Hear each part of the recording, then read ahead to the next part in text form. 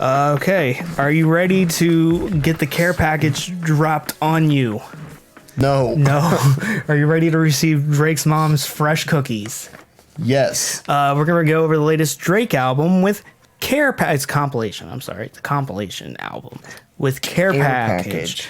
Drake is a person. He does stuff. Drake's a Toronto rapper singer.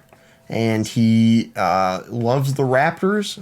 And he loves little girls. He does. And he loves Stranger Things, I guess. Yeah. Drake is honestly one of the most overrated rappers in the game, in my opinion. I'm just not fact mode. This is opinion mode, straight opinion mode. I like some of Drake's stuff. When he makes a song that I like, I wear it out because I think that he is a good singer. But as far as like rapping goes and his power in the pop game, the power in the rap game, and how like full of himself he is, I'm like, I can definitely do without. Yeah. This whole care package thing is basically a hour 15-minute compilation of songs that he has released before. These are all released songs. No, not all of them are released. I think they are all released. I think one of them was leaked. Well, now it's official. Now it's official. It was still released. I think it was the one with Beyonce. Oh yeah, I think it was. These were all released between 2010 and 2016. They were initially like unavailable for purchase or commercial streaming. So like they weren't on Spotify or Apple Music or iTunes or anything. They were just on like SoundCloud. And these were either like bonus tracks or like you said, unreleased or loose singles that had just kind of been in Drake's back pocket. And then he woke up one day in the summer and he was like, you know, Scorpion's not getting as many streams as I wish it would. I'm going to put all of my songs that have already been out into one big package, and then I'm going to get the #1 spot. Yeah, he did for OVO Fest, this year's OVO Fest. Annoying. Yeah, going over this, I don't think this is that bad. It's not good, but there's moments on here that are good. I would agree with that. Yeah, it's just the biggest problem with it is an hour and 13 minutes of Drake feels like an hour and 13 minutes of Drake. You get the same quirks where it's just like, it's the James Blake effect. It's, oh, I'm Drake and I'm sad. Oh, I think Drake is one of the worst proponents of that. I've listened to something like Trust Issues, like, I can't trust you bitches. Yeah. I drink more than I wishes. No, but you didn't do the part where he shouts afterwards, because he goes from like a very I can't trust bitches to I can't trust, like he doesn't scream, but like something of the similar nature where he gets more into like a shouty mode. Yeah. It does that. These days I can't trust. Yeah, that exact thing. He does that through so much on this record, and it just his Drake corpse just gets so annoying after a while.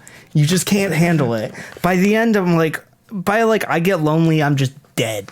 Like, it's just, there's just too much Drake, and there's some good moments past I Get Lonely, like Jodeci Freestyle with J. Cole, I think is good. Free Spirit with Rick Ross, I think is very fun. Paris Morton music, I think is good. Like, there's good moments past that where I feel like Drake, but there's no point. There's no point there. And like Drake's persona, I think is better than it is currently. But like peak Drake performance has been, if you're reading this, it's too late. Where he seemed like he had a bunch of bite with him, where everything he said felt legitimate. Here, comparing this to Scorpion, Jake is all persona and all trying to prove himself to people who do not care. Yes. Or not people who do not care, trying to prove himself, but doing it in the most lackluster way. Basically, like, if you're a fan, you're going to eat up Scorpion and you're going to be like, Drake's the best rapper ever. Yeah. I told you about my trip in Texas where I was riding with two guys that absolutely love Drake, and we listened to Scorpion over and over. Never stopped. I was like, okay, these guys are the kind of guys that would, you know, just absolutely eat it up. And people that listen to Scorpion and eat it up are the people that already believe that Drake is like the best rapper out there. So like, there's no point. He doesn't prove himself. Yeah. But the people that like don't think he's the best, Scorpion's not gonna. It's gonna be annoying. That's how it felt like to us. Mm-hmm. And that's where I feel like Drake's persona now, like his character that he's playing now, comes from. But like going through all this stuff, starting out with something like Dreams Money Can Buy, and we're getting into stuff like How About Now or Trust Issues, where he's like first on the come up. Yeah. I think is actually kind of interesting. Now, like, I don't like those songs necessarily, but like I feel I feel like his persona there is more justified. His persona on this seems a lot more like he's just a young asshole. Yes. And it's different. It's a different persona because he isn't weak, whereas the Drake today seems very fragile. Like Pusha T can breathe on him, he can get shattered. That happened, remember? But like, so throughout this, he seems very smooth and cocky, but it seems like natural to him. But there isn't any bite. Like if Drake bites me, there isn't any venom attached to it. I'm not gonna die. If Drake bites me, I'm gonna go, ow. Not, oh! Exactly.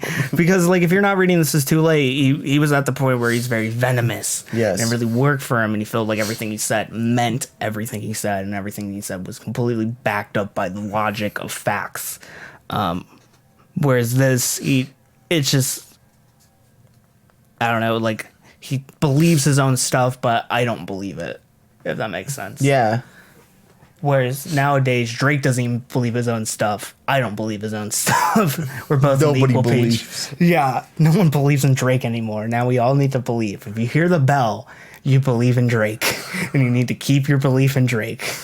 The Drake Express.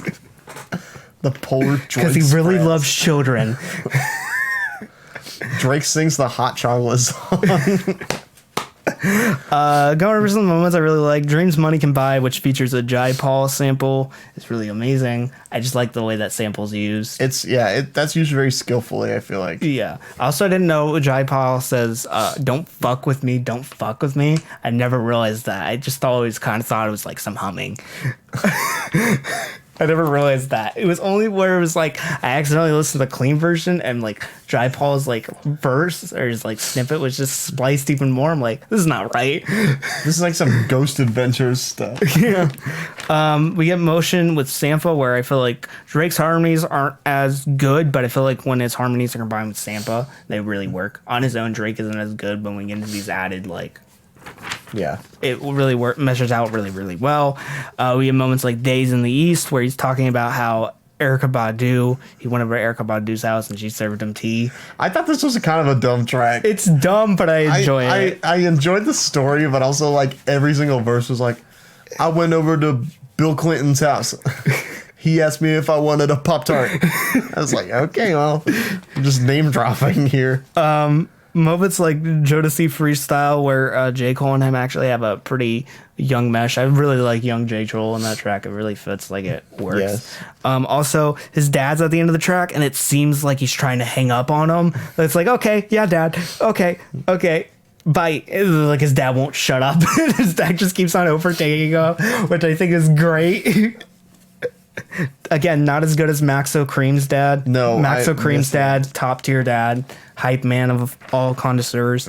And then finally, moments like Paris Morton Music and Can I think are just well balanced tracks. I think they just really work out and showcasing that just like young cockiness of Drake. I also really like Draft Day. I feel like that was also really biting. Yeah. Just a lot of fun. It's also got some like kind of like doom flows on there. Yeah. I really enjoyed that. You remember that one time Drake tweeted out like the Mad Villain art and people lost their shit? It's like, oh, Drake knows who Doom is? I don't think he does. I think he just saw it like on a Google image search. He was like, this is pretty cool.